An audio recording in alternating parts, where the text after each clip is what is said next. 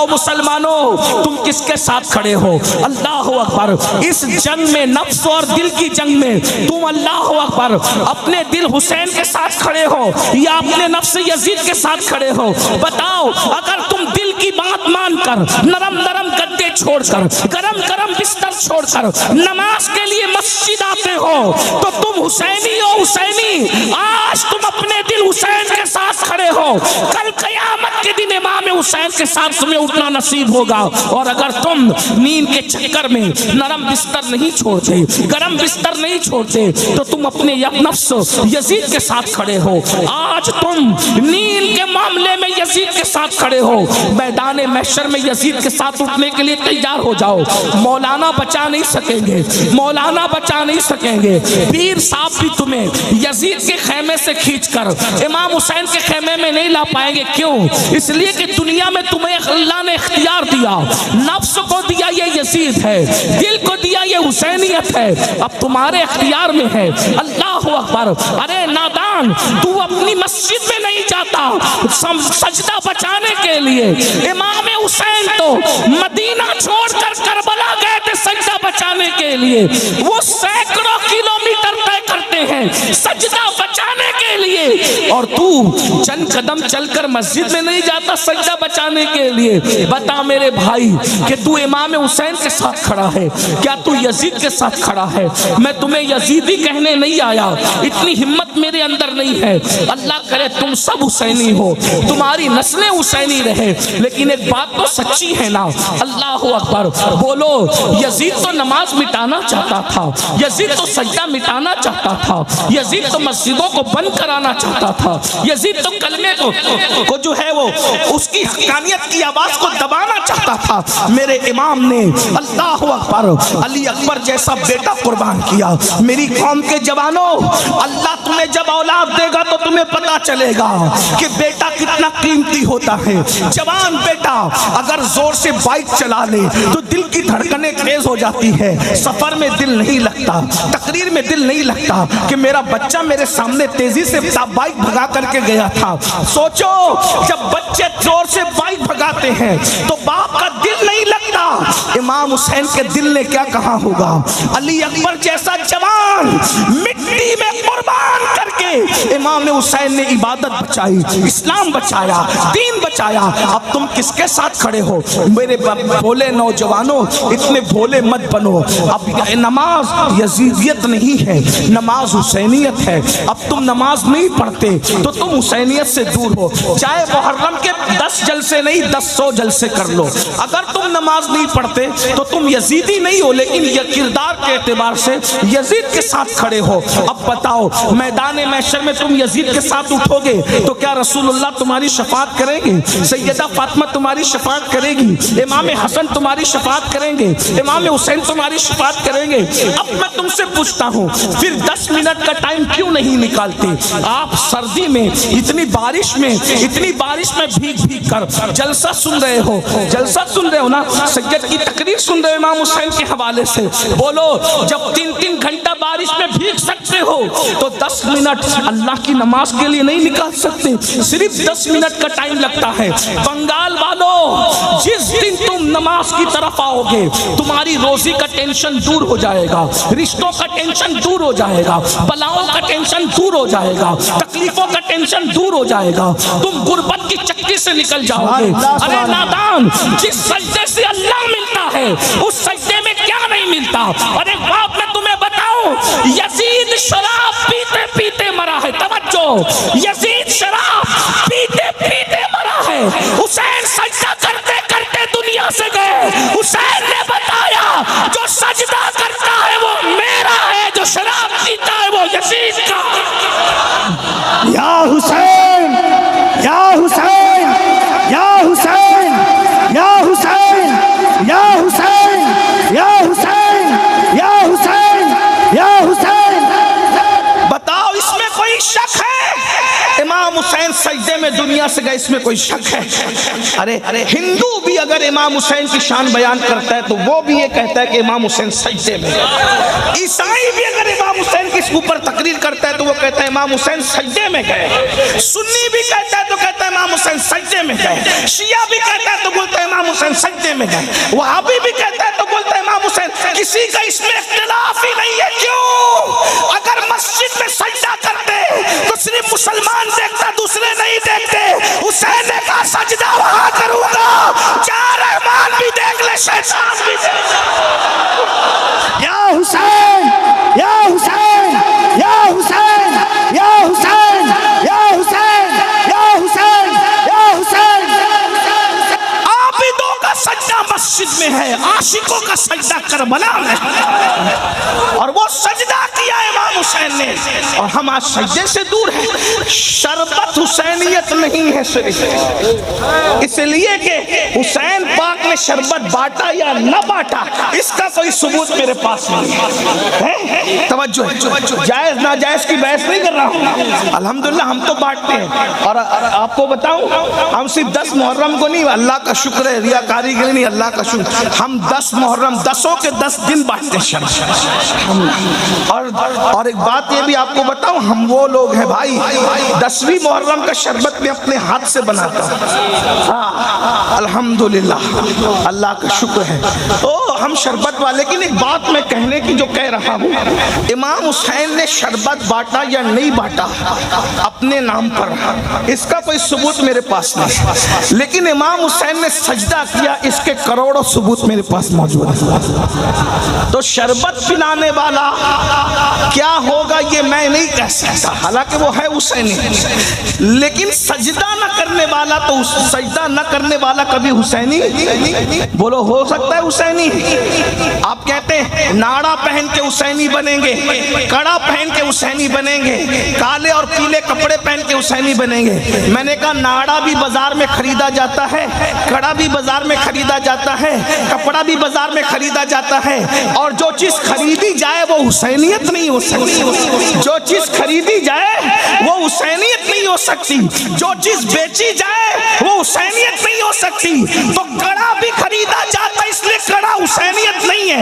नाड़ा खरीदा जाता है, नाड़ा हुसैनियत नहीं है। काले पीले कपड़े खरीदे जाते और बेचे जाते, ये हुसैनियत नहीं है। सजदा ना खरीदा जाता है ना बेचा जाता है, ये हुसैनियत है।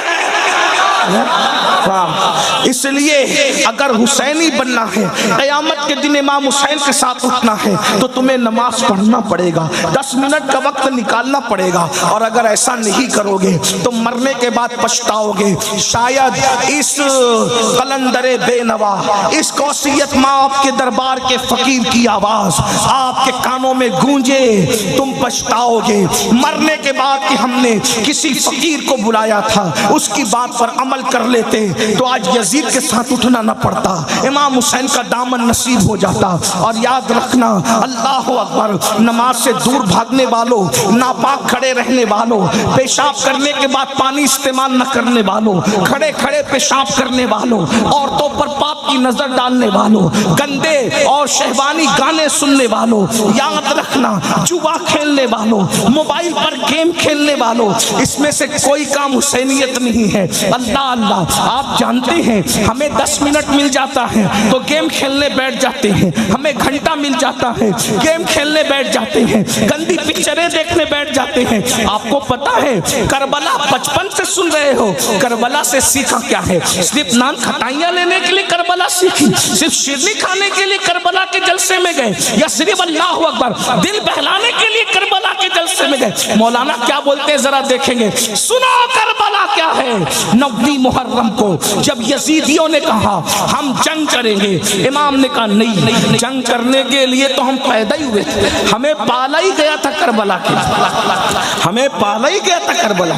नबी ने अपने शहजादे इमाम हुसैन को पाला ही करबला के लिए। कहा एक एक रात हम पे पहाड़ जैसी गुजरी, हम तो इंतजार कर रहे थे कि कब करबला आए। और एक बात आपको बताऊं, करबला क्या है? तवज्जो, बता दूं करबला क्या है? हाँ, ये बताने की चीज नहीं है, लेकिन मैं हिम्मत कर रहा हूँ। ये बात कलंदरों के बीच कहने की है, ये सूफियों के बीच कहने की है। ये बात जो लोग बहुत अल्लाह ने जिनको ज़ाहिरी बातिनी उलूम के खजाने दिए उनके पास कहने के, लेकिन मैं जलसे में हिम्मत करके कह दे रहा हूँ। जो समझे वो समझे, जो नहीं समझे अल्लाह करे न समझे, लेकिन तवज्जो करें, गौर कीजिए। करबला वो है जब तक वहां इमाम हुसैन नहीं पहुंचे थे, वो कर्ब भी थी और बला भी। तवज्जो, याद रखना, ये बात मैं खानका में कहता तो कोई चुप नहीं रहता, बहुत बड़ी बात मैंने कही। लेकिन बहरहाल जाकर जब उम्र बड़ी होगी तो तुम्हारी अल्लाह तुम्हें नवाजेगा तो तुम्हें समझ में आएगा कि कादरी फकीर ने बात कितनी बड़ी है। जब तक इमाम हुसैन ने पैर नहीं रखा था, वो कर्ब भी थी और बला भी। कर्ब और बला दोनों, मुसीबत और बलाएं। तवज्जो, इमाम हुसैन का कदम कितना कीमती था कि जब इमाम हुसैन करबला में गए तो 1,24,000 कमोबेश अंबिया की रूहें हुसैन की आने की वजह से सब आ गई। तवज्जो, बात बहुत बड़ी बात, गौर करना। आप मैं एक एक चीज का सबूत रखता हूँ इस पर। कमोबेश 1,24,000 नबियों की रूहें कहाँ आ गई? जहाँ कर्ब था और बला था। अब वहां ना बला ना कर्ब, इसलिए कि ताजदार कर्बो बला आ गई। तो इमाम हुसैन कैसा बादशाह है कि वहां पहुंचे तो कर्ब भाग गया, बला भाग गई, और कितनी रूहें आ गई? कमोबेश 1,24,000 अंबिया आ गए वो देखने के लिए कि नबी का बेटा जरा देखे तो कैसी कुर्बानी देता है। नबी के बेटे की कुर्बानी देखने के लिए सारे नबी आ गए। तवज्जो, अरे या तो मस्जिद अक्सा में आए थे शबे मेराज सब एक साथ जमा होकर, या तो करबला में आए। अक्सा में आए थे नाना की शान देखने, करबला में आए नवासे का मकाम देखने। सुभान अल्लाह, सुभान अल्लाह।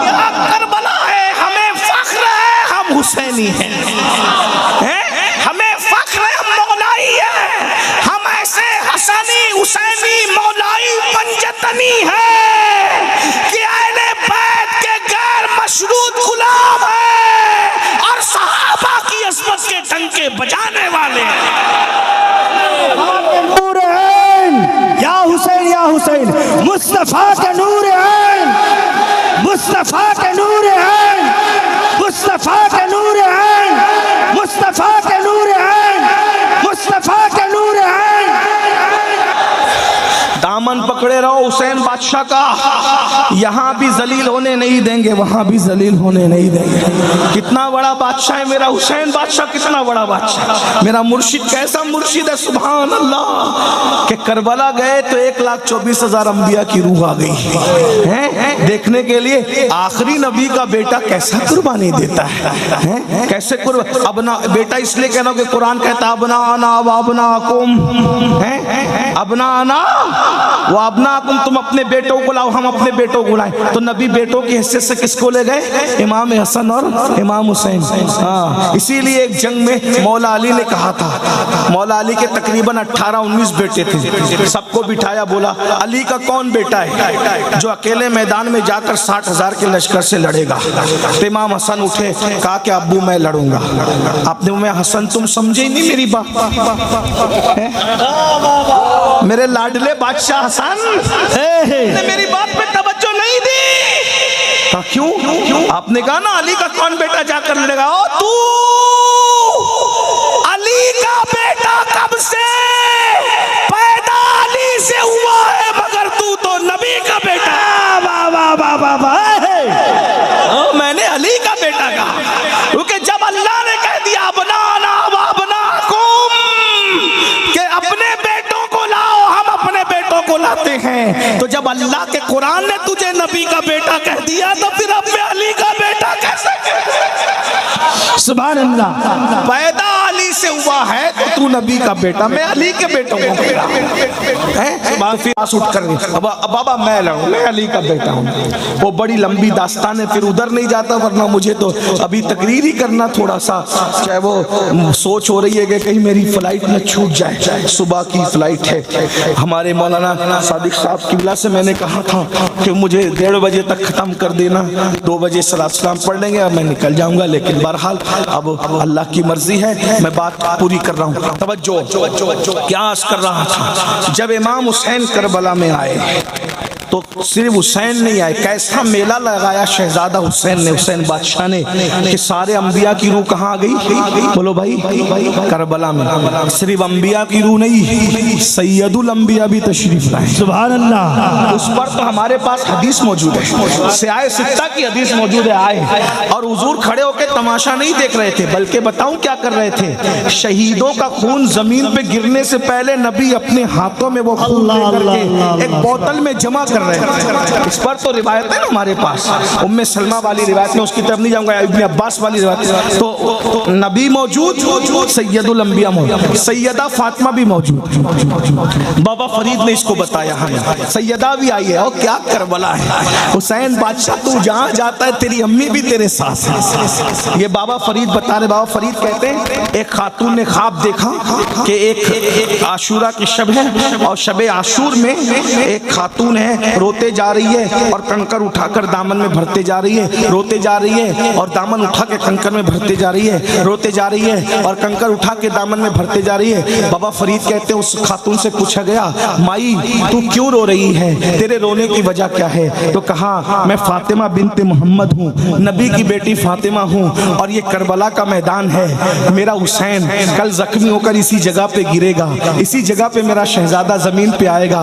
तो मैं माँ हूँ ना, मुझे डर लगता है जब मेरा हुसैन अपनी सवारी से जमीन पे आएगा तो उसको कोई कंकर न चुभ जाए, तो उसके गिरने से पहले मैं करबला के कंकर उठाकर अपनी गोद में रख रही हूँ ताकि मेरे शहजादे के बदन पे कंकर न चुभे। तो सिर्फ नबी नहीं है, सैयदुल अंबिया भी है, सैयदा फातिमा भी है, अली मुर्तजा भी है, इमाम हसन भी है, अल्लाह अकबर, जाफर तैयार भी है, और किस किस का नाम लूं, बल्कि ये कह दूं अल्लाह अकबर। तवज्जो फरमाए, जरा तवज्जो फरमाए, जरा तवज्जो फरमाए। नबी नबी नबी नबी नबी अर्श पर जाकर जिस दिन उस पर कदम रख देते हैं वो अर्श क्या बन जाता है? अर्शे मुअल्ला। क्या बन जाता है? अर्शे मुअल्ला। क्या बन जाता है? नबी ने कदम रखे मेराज में तो अर्श क्या बन गया? अर्शे मुअल्ला। और जब करबला में आकर कदम रख दिए तो करबला क्या बन गई? करबला मुअल्ला। हम भी करबला को मुअल्ला कहते हैं, लेकिन एक जुमला और अर्ज कर दूं आपके सामने, नबी अर्श पर गए मगर आ गए, मगर नबी गए तो करबला थे। हुसैन से इतना प्यार है, आए या अपनी खुशबू वहां बिखेर आए हैं, इसके बारे में हम क्या, सुभान अल्लाह, सुभान अल्लाह, क्या कह सकते इसके बारे में? अल्लाह अकबर। तो इमाम हुसैन को जब कहा यजीदियों ने 9 मुहर्रम को जंग करें, कहा हम तो पैदा इसलिए हुए थे, लेकिन आज जंग नहीं करेंगे, कल करेंगे, कल 10वीं मुहर्रम है, आशूर है, कल जंग करेंगे। और इस बहाने हमको एक रात एक नाइट मिल जाएगी। किस लिए मिलेगी?